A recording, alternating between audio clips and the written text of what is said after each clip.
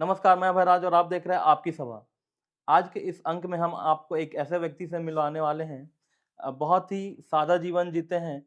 जब ये विधानसभा में पहुँचे, तो उत्कृष्ट विधायक के सम्मान से इनको नवाजा गया। अगर हम बात करें कोडरमा लोकसभा की राजनीति में और बगोदर की राजनीति में, तो एक बड़ा नाम रखते हैं, जिनका नाम है विनोद सिंह जी।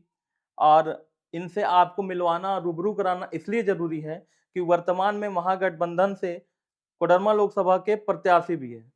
तो स्वागत कीजिए हमारे चैनल में विनोद सिंह जी का। स्वागत है सर। जी, शुक्रिया। सबसे पहले मेरी पूरी टीम की ओर से आपको बहुत-बहुत शुभकामनाएँ प्रत्याशी बनाने जाने पर। धन्यवाद। क्वेश्चन्स हम स्टार्ट करते हैं। अगर वर्तमान में बात किया जाए तो कोडरमा लोकसभा की क्या स्थिति है सर? वर्तमान में देखें तो कोडरमा लोकसभा जब से बना है उसके बाद से ही अगर आप देखेंगे तो सबसे हाशिए में रहा है। जी। लोगों ने बहुत उम्मीद किया, लोगों ने बहुत 10-10 बार भारतीय जनता पार्टी के सांसद जीते और पिछली बार भारी वोटों से जीता। लेकिन दिक्कत ये है कि कोडरमा के लोगों ने भारतीय जनता पार्टी के प्रति जितनी ही भारी उम्मीदों के साथ वोट दिया, जी। आज जब वो पीछे मुड़ करके लोग देख रहे हैं तो उनकी आकांक्षाओं पे उतनी ही भारी चोट पहुंची। कोडरमा के सवाल, कोडरमा के प्रश्न कभी न देश के संसद के लिए और न जो चुने गए प्रतिनिधि हैं अभी जो लगातार बाबूलाल मरांडी से जी। लेकर के अभी जो वर्तमान सांसद हैं, वो कभी सड़कों पे यहाँ के इशू लोगों की प्राथमिकता रही और इसीलिए लोग सवाल पूछ रहे हैं। और जब सवाल पूछ रहे हैं, लोग पूछ रहे हैं कि आपने 10 साल क्या हुआ, उसका हिसाब दीजिए, उसको बताइए, तो इसके बजाय लोग अगले जन्म का जो है वो वादा कर रहे वर्तमान में जो सांसद महोदया थी अन्नपूर्णा देवी जी, सबसे बड़ा आरोप अगर उन पर लगाया जा रहा, आम जनता लगा रही है कि वो 5 साल कभी कोडरमा में दिखी नहीं, लोगों से जो मिलना-जुलना था वो नहीं हुआ। जब आप लोकसभा जीत कर अगर आते हैं, तो आप जनता के इन उम्मीदों पर कैसे खरे उतरेंगे कि आप आम जनमानस से जुड़ के रहें? हैं। लोग इसलिए हमने कहा कि जब आप इन प्रतिनिधियों का मूल्यांकन करें, कैंडिडेट का मूल्यांकन करें और खास करके चुनाव में, जी। तो जो प्रतिनिधि हैं, जो नेता हैं, वो आने वाले कल के जो सपने दिखा रहे हैं, उसके बजाय अब उनके बीते हुए कल पे झाँकें। जी। लोग बीता हुआ कल झाँकेंगे तो स्थितियाँ बहुत ही स्पष्ट हो जाएगी। लोगों ने पिछली बार बिना देखे भी, बिना जाने कोडरमा छोड़ के कोडगिरडी के इलाके से भी लोगों ने भारी वोट दिया, लेकिन 5 साल तक फिर गाँवों और इलाकों में नहीं। हमारा भी बीता हुआ कल है। हुँ। बगोदर विधानसभा से मैं प्रतिनिधि रहा हूँ और जी। लोग देखे हैं, जाने हैं। हमसे मिलने के लिए किसी को कभी कोई रांची जाने की ज़रूरत नहीं होती। इस विधानसभा सत्र के मीटिंगों के अलावा मैं लगातार यहीं रहा हूँ और बगोदर का प्रतिनिधि होते हुए भी हुँ। कहीं भी कोडरमा लोकसभा ही नहीं, राज्य के बाहर भी कोई इशू सवाल है, तो उन सवालों को लेकर के सड़क पर भी और लोगों तक पहुँच जाने की जो स्थितियाँ हैं, वो रहती हैं और इसके एकक नहीं। हुँ। अगर आप देखेंगे तो इस राज्य में मुझे अगर जेल जाना पड़ा तो ढिबरा के सवाल पे कोडरमा में जी। जाना पड़ा, उन लोगों के सवाल पे जाना पड़ा। हुँ। अगर राजधनवार में जो है व्यापारियों और पुलिस पे झड़प होती है, बिजली के सवाल पे फायरिंग होती है, तो हमको हुँ। सूचना पहुँचती है, मैं वहाँ पहुँच जाता हूँ। जी। आप उन सुदूरवर्ती क्षेत्र में भी देखें, डोमचांच के इलाके में अगर अर्जुन साव की जो है प्रताड़ना से अगर मौत हो जाती है, तो हुँ। उस मामले में ही पहुँच जाता हूँ। जी। प्रदीप पासवान की अगर जो है हत्या हो जाती है, जमुआ मिर्ज़ागंज में वो हो जाती है या फिर हम तो मुझे लगता है उतना दूर जाने के बजाय हुँ। लोग कहते हैं कि दुखों और परेशानियों में ही असली पहचान होती है, जो पूरा दौर रहा कोविड का, कोरोना का, जी। उस दौर में ही प्रतिनिधियों की भूमिका का मूल्यांकन लोगों को कर बिल्कुल। लेना चाहिए। उस पूरे दौर में बगोदर जैसी छोटी जगह में रह कर के भी कैसे लोगों को सुविधाएँ मिले, कैसे लोगों से मरीजों तक लगातार सभी अस्पताल जाना। जी। यहाँ पूरी शासन प्रशासन की व्यवस्था ख़ास करके उस समय हेमंत सरकार जी की जो तत्परता थी, हुँ। प्रवासी मज़दूरों से लोग का जो बीमार हैं, वो व्यवस्था करना और उन जगहों पे जो लोग अपने भी परिजनों के शव से दूर हो रहे थे, हुँ। उनके अंतिम संस्कार से लेकर के उन जगहों पे भी जब वो भर्ती हो रहे हैं, बीमार हो रहे हैं, तो उनके हौसला बढ़ाने तक हर कदम पे, हर जगह पर जो है वो साथ पाएँगे। जी सर, जैसे ढिबरा या मायका की बात करते हैं हम, जैसे धनबाद के लिए कोयला सबसे ज़्यादा प्रमुख खनिज है। जब कोडरमा की बात करते हैं, और इसका एक बड़ा नाम अभी से नहीं, इतिहास से ही एक बड़ा नाम है अभ्रक को लेकर कोडरमा तिलैया का। क्या लगता है उसे क्यों बंद कर दिया गया या देखिए, क्यों आम जनता की परेशानी कोशिश हुई? पहले तो सारी चीज़ें हुई, लेकिन इधर 10 सालों में और जी। जितनी पब्लिक सेक्टर यूनिट है, सार्वजनिक संस्थाएँ हैं, उसको खत्म कर दिया जाए। हुँ, जितने भी लघु खनिज उद्योगों में भी ग्राम सभा, सामुदायिक संस्थाएँ, कोऑपरेटिव, इनका महत्व बढ़ी, वो पूरी खत्म करने की साजिश चल रही है। और इसकी वजह यही है कि तमाम बड़े घरानों के लिए रास्ता प्रशस्त किया जा रहा है। नहीं तो आप देखते हैं अडानी के लिए तो एनओसी मिल जाता है गोड्डा से लेकर के बांग्लादेश तक। जी। कोई कोयला और लोहे के खदान हो जाते हैं तब सारी चीज़ें हो जाता है, लेकिन एक माइका को लेकर के अगर आप देखिएगा तो परमिशन परेशानियाँ होती हैं। आप वहाँ छोड़ दीजिए ना, हुँ, एक बनियाडीह का इलाका था, एक छोटा जिसको जी, सीसीएल ही चलाती है, जी। जो पहले से आज़ादी से पहले ज चल रहा है, हुँ, उसको एक एनओसी लेने में सिर्फ़ अपनी अवधि बढ़ाने में जो है नाक दरड़ना पड़ जाता है प्रक्रिया में। लेकिन कोई हुँ, उद्योगपति, कोई बड़े घराने आए तो सरकार उसके लिए पलक पावड़ी छिपाए रहते हैं। तो ये पूरी कोशिश है पीएसयू सार्वजनिक चीज़ों को बर्बाद करने की। जी। और दूसरी जो अगर देखेंगे तो लगातार पिछले दिनों कोशिश भी हुई हेमंत जी के सरकार के द्वारा, हुँ, तो उसपे भी ख़ास करके जब से इस राज्य से भारतीय जनता पार्टी को लोगों ने विदा किया है, हुँ, तो केंद्र सरकार तो झारखंड के प्रति बदले की कार्रवाई के तहत कर रही है। जो कुछ भी सकारात्मक पहल हो रहे हैं, उस पे अंशदान करने के बजाय, उसमें सहयोग करने के बजाय, उस पे अड़ंगा लगाने का काम कर रही है। जी। पहले अगर बात करें तो यह जो मुकाबला था कोडरमा लोकसभा का, ये दो कोणीय दिख रहा था। अब यहाँ से जयप्रकाश वर्मा जी ने निर्दलीय प्रत्याशी के तौर पर अपना ऐलान कर दिया है। तो क्या लगता है समीकरण कैसा होगा, टफ होगा या कितना मुश्किल होगा अब कोडरमा, या लड़ाई कितनी हाँ, टफ बहुत होगी? बहुत साफ है। लोगों ने भारतीय जनता पार्टी को अभी तो पूरे देश भर में भी जी। और झारखंड में तो बहुत खास करके भी हर जगह पर 2 ही चीज़ें हैं, भारतीय जनता पार्टी हुँ, और उसके विरोध में जो लोग हैं और खास करके जो प्रतिनिधि, यही दमकल। बाकी चुनाव है, सारे लोग हैं, सारी चीज़ें तो लड़ेंगे ही, हुँ, उनकी सबकी आज़ादी है। लेकिन यहाँ मुकाबला इसी बात को लेकर के है हुँ, कि 5 सालों तक जो सवाल, जो प्रश्न जो लोग थे, वो कभी उठे नहीं और यही सबसे मुख्य एजेंडे हैं और इसीलिए लोग सवाल पूछ रहे हैं। हुँ, सवाल इसलिए पूछ रहे हैं कि जब गिरिडीह को लोगों ने आकांक्षी जिला घोषित किया था, हुँ, लेकिन चाहे प्रधानमंत्री आवास हो, प्रधानमंत्री ग्राम सड़क योजना हो, हुँ, गिरिडीह की आकांक्षाओं का जो है वो गला घोंटा गया। मैं एक उदाहरण देता हूँ बगोदर जी। विधानसभा का। 2014 तक जब 90% राशि जो है पीएमजीएसवाई से जो है मिलती थी सेंटर से, 10% स्टेट को लेना था, सड़कें तो बनी।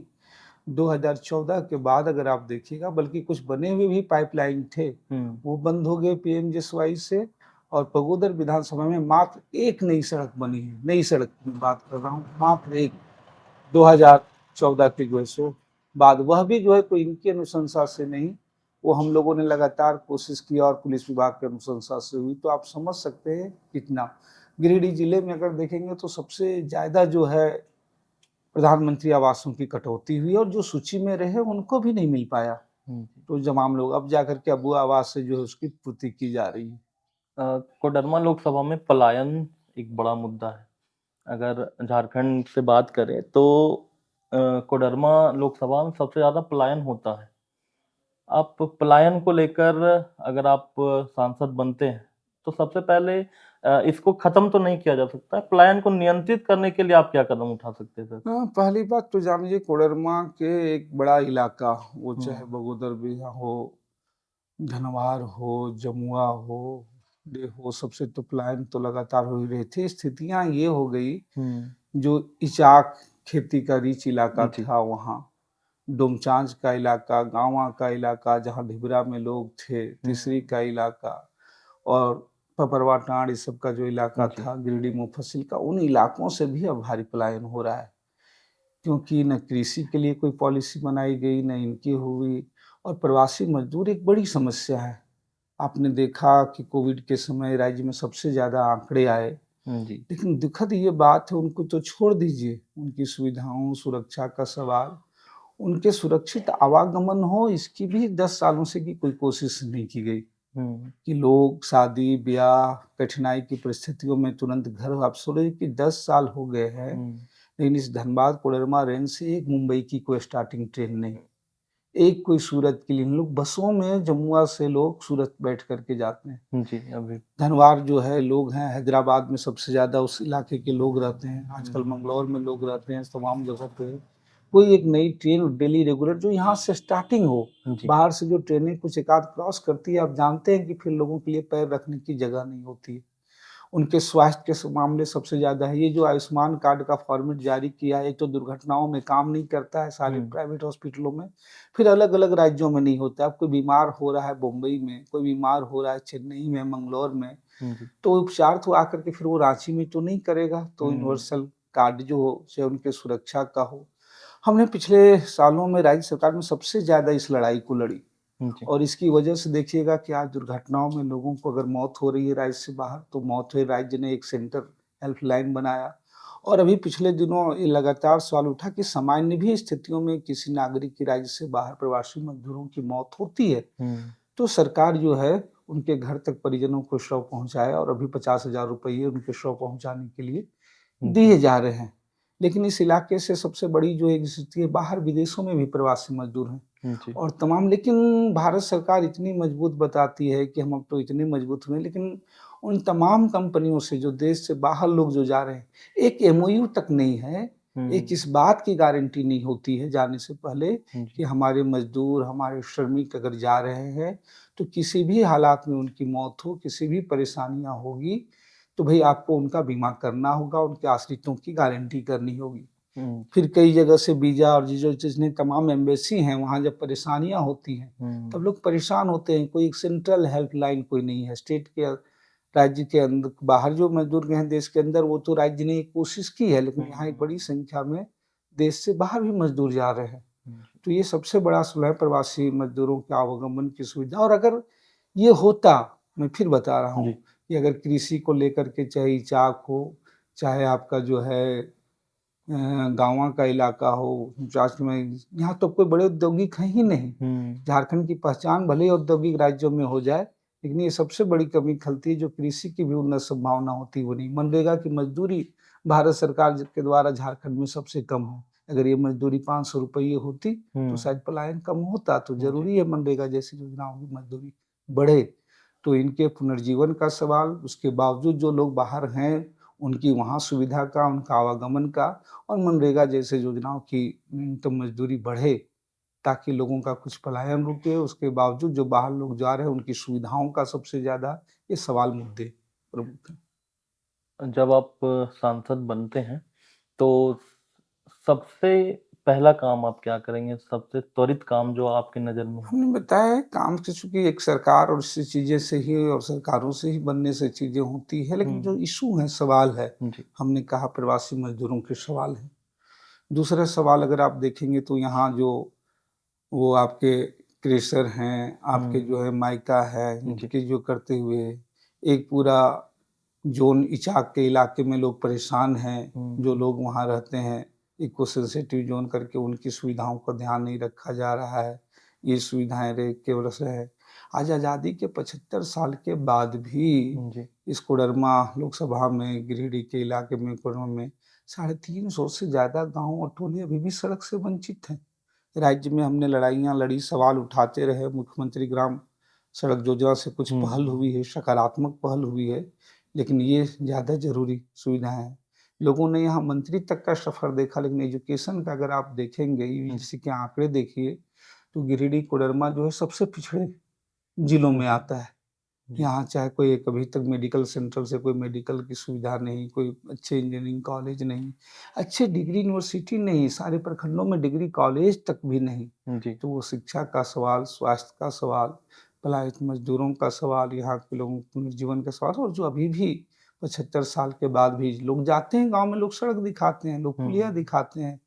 तो ये सवाल, ये प्राथमिकता जो है वो रहेगी। और सबसे बड़ी प्राथमिकता कि ये तो विकास के सवाल तो हैं ही, विकास के लोग तो चले, लेकिन लोगों की परेशानियां सिर्फ उससे नहीं है। नेताओं को तो वोट की जरूरत पड़ती है 5 साल में, लेकिन आदमी की परेशानियां, उनके तनाव, उनके ऊपर दमन, उसके ऊपर घटनाएं होती हैं, तब उन चीज़ों में जो है, उनकी ज़रूरतों में उनके साथ जो है, हम सड़क पे भी खड़े हुए नजर आएंगे। कोडरमा लोकसभा में 6 विधानसभा है। उसमें से 3 अभी जो विधायक वर्तमान में हैं वो बीजेपी से हैं। पहले बाबूलाल मरांडी खुद के पार्टी में थे, अब वो बीजेपी में शामिल हैं। तो जब आप उन इलाकों में जाते हैं कैंपेनिंग करने, क्या रिस्पॉन्स मिलता है वहाँ आम जनता का? आप तो बता रहे हैं कि सबसे ज़्यादा अगर आज आप देखिएगा तो लोगों ने कोडरमा, पहली बात तो ये बता दूं कि आज की स्थितियों में एक चुनाव अलग होता है और वो बदल चुका है। बदल चुका है इसलिए कि बगोदर में यहाँ गैर भाजपा है, गठबंधन से पैसेज में है, गांधी भी जीते हुए हैं, धनवार भी अगर वो पिछली बार जीते थे तो गैर भाजपा वोटों से जीते थे। तो ये 3 ही नहीं, इसके अलावा इचाक भी अगर कोई, जहाँ बरकट्ठा विधानसभा भी जीते थे तो उसमें भी गैर भाजपा वोटों का भी जो है सो वो पूरा हाथ था, निर्दलीय। जरूर उन तमाम लोगों ने आज पाले बदल करके आज चीजों में भाजपा में, तो लोगों का तो मत समझिए कि 6 में से इन 4 जगहों पे, और कोडरमा में भी अगर आप देखिएगा तुरंत विधानसभा में बहुत बारीक जीत हुई। तो स्थितियां तो अलग है, लेकिन लोग यही पूछते हैं सबसे बड़ी बात, क्योंकि सबसे ज्यादा कोडरमा और बरकट्ठा इलाके में भारी वोटों से ये सारी चीजें, और सबसे ज्यादा उस इलाके के लोग, इचाक के लोग पूछते हैं पूरे सड़कों के बारे में, चलकुसा के लोग पूछते हैं कि अभी तक एक सुविधा करते हुए कि भाई वो कोडरमा के नजदीक होते हुए भी जो है अभी भी हजारीबाग से जो टैग है, एक छोटी सी पहल जो है वो सार्थक नहीं हो पाई। यहाँ के लोग पूछते हैं भाई कि हम जो लोगों को रोजगार देते थे, वो चाहे मायका हो, क्रेशर हो, आज खुद जो है हम बेरोजगार हैं, आज खुद लोग पलायन के लिए मजदूर हैं। अब रख मायका के इलाकों में अगर आप चले जाइए तो वहाँ बुनियादी सुविधाओं का भी जो है बहुत बुरा हाल है। तो ये सारे सवाल, और लोग सबसे बड़ी बात कि जब घटनाएं होती है, तमाम होती है इन चीज़ों में, तो कोई नुमाइंदे प्रतिनिधि लोगों के अंदर कि लोगों को कैसे सुविधाओं का लाभ मिले, वह कोई प्राथमिकता नहीं रहती। सर, अंत में आप कोडरमा की जनता को क्या संदेश देना चाहते हैं? मैं फिर यही कहूँगा, कोडरमा के तमाम वोटरों से, तमाम मतदाताओं से आप प्रतिनिधि चुनने जा रहे हैं, अपनी चुना भारी उम्मीदों से, आकांक्षाओं से, लेकिन आप उनके आगे आने वाले के लिए बीता हुआ कल देखिए। उनके पास 400 पार की रट लगाने के सिवाय, एक तस्वीर के सिवाय पूरे कोडरमा के हालात पे में बात करने का कोई एजेंडा नहीं है। चाहे प्रवासी श्रमिकों के सवाल हो, छोटे लघु उद्योग संघों का सवाल हो, चाहे 300 से 350 से ज़्यादा जो गांव टोले सड़क पुलियों से बचे हुए उनका सवाल हो, इनकी प्राथमिकता तो रही नहीं। पिछले 10 सालों में इस मामले को मजबूती से उठाया भी नहीं गया है। कोडरमा हाशिए पे रहा है। दूसरी तरफ एक प्रतिनिधि के बतौर आपने हमारा भी कार्यकाल देखा है। राज्य के छात्र, युवा, किसान, तमाम दबे कुचले कमजोर लोगों के सवालों के साथ ही साथ जिले में, कोडरमा लोकसभा क्षेत्र में, राज्य के अंदर भी जहाँ कहीं भी लोगों की जरूरत हुई उनके सवालों में, कमजोर मसलों में, तो साथ बन करके खड़े हुए हैं। हम सिर्फ और सिर्फ यही एक भरोसा दिला सकते हैं, इन तमाम जरूरी मुद्दों को उठाने के अलावा हाशिए में जो कोडरमा है, उस कोडरमा को पूरे संसद के पटल पे उनकी समस्याओं को जो है मुख्य फोकस में लाते हुए, आपकी जरूरतों में सिर्फ कोई दिल्ली का रह करके नहीं, कोई रांची का नहीं रह करके, हर हमेशा हर मौके में आपकी परेशानियों और जरूरतों में आप जब कंधा उठा करके देखेंगे तो आपका प्रतिनिधि आपका साथ खड़ा नजर आएगा। तो आज हमारे साथ जुड़े थे विनोद सिंह जी, सर का बहुत बहुत धन्यवाद, और हमारी पूरी टीम की ओर से सर को चुनाव को लेकर बहुत बहुत शुभकामनाएं। सर, एक साथ हम बोलेंगे जोहार झारखंड। जोहार झारखंड। जोहार झारखंड। आप तमाम दर्शकों को भी जोहार।